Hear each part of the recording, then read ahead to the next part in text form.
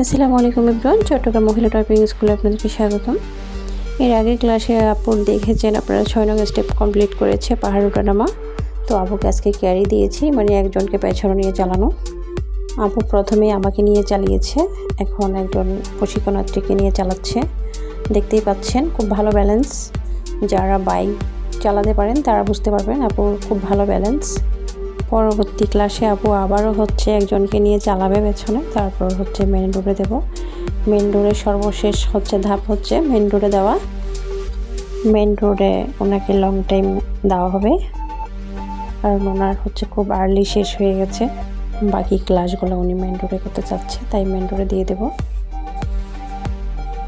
আপুর body balance খুবই ভালো, দেখতে পাচ্ছেন আপু একজনকে নিয়ে চালাচ্ছে।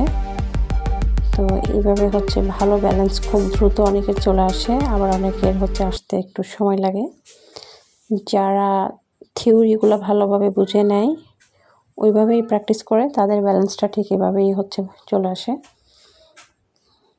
2 চাকার স্কুটি বা বাইকে বডি ব্যালেন্স আসার আগে পা তুলে চালানো উচিত নয় বা ক্যারি করা উচিত নয়।